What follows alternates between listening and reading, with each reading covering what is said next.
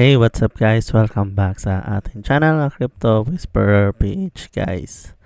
So for today's video is magkakaroon tayo ng update guys tungkol sa isa sa pinaka inaabangan na airdrop this 2025 guys, no? So maaaring buwan namanong airdrop na may magandang bigayan this 2025 guys.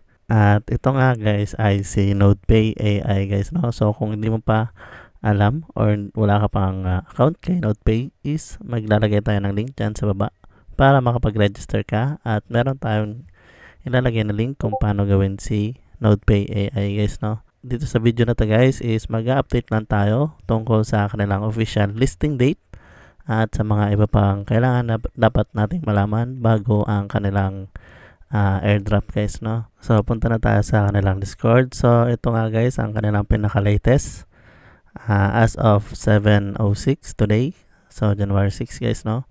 So official list, official TGE means token generation event date, at ang kanilang initial airdrop and ang launch ng kanilang NC token guys, no? So ang kanilang magiging token is Nodecoin guys, no? Nodecoin ang kanilang magiging name ng kanilang token, which is mag-launch this January 14 guys, no?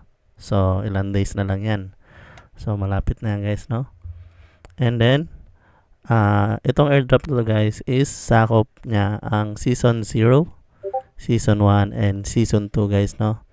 So kung nakasali ka this season 2 lang is malalaman mo kung eligible ka ba sa kanilang airdrop or hindi guys, no? So paano ba malaman kung eligible ka o hindi guys, no? Kahit wala pa yung kanilang live checker guys, no? So punta muna tayo sa kanilang punta tayo sa ating account. So kasi guys nagkaroon sila nung last year, nagkaroon sila ng kumbaga deadline, which is kailangan ay makuha mo itong proof of humanhood, and then yung itong sa wallet guys, no? Kailangan makuha mo yung lahat bago mag December 5.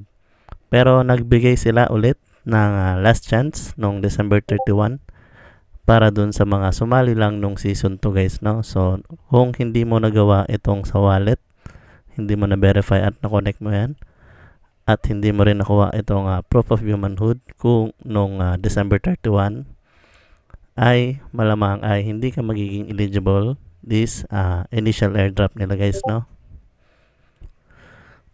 And then sabi din dito, further details including the claiming and staking portal will be shared in an upcoming announcement. So magandang balita rin to guys, dahil magkakaroon sila ng staking, which means pwede nating palakihin pa ang ating node po, ang ating mga coins through staking guys, no? So parang investment yan, nailalak natin yung ating mga coin para mas lumaki pa guys, no? Kasi hindi lang naman dito nagtatapos guys. So initial airdrop lang naman to for season 0, 1 and 2. So according to them is meron hanggang season 10 na pa-airdrop guys, no? So I think yun yung magiging second airdrop from season 3 to season 10 guys, no? So possibly umabot yan ng mga 7 months pataas yung kanilang season 3 hanggang season 10 guys, no? Then thank you for continued support as we geared up for this big moment. So ayan guys, no? Mark your calendars na. And ano ba ang kailangan natin gawin? So importante guys, para maging handa na tayo sa pag-claim ng ating mga NodePay tokens, is kailangan yung ating wallet na itong Phantom wallet nyo guys, no? I mean itong Solana address ninyo is lagyan nyo na ng kahit konting pang-gas fee guys, no? So magkano ba? According sa ating mga nakikita guys, at least 4 to 5 or 3 to 5 dollars na pang gas fee guys, no? So yung worth na yun guys is dapat naka Solana token guys, no? Para ma-transfer natin sa exchanges soon, para sa pag-claim. So maghintay na rin tayo ng kanilang susunod na update kung paano ba or magkano ba talaga ang kailangan natin maging gastos. Pero para lang maging handa, at least nasa $5 guys, no? At kung nagtatanong ka kung pwede pa bang humabol, guys, pwede pa humabol sa mga hindi pa nakaka-join kay NordPay guys, no? So sinabi ko nga is meron pang natitirang 7 season guys, no?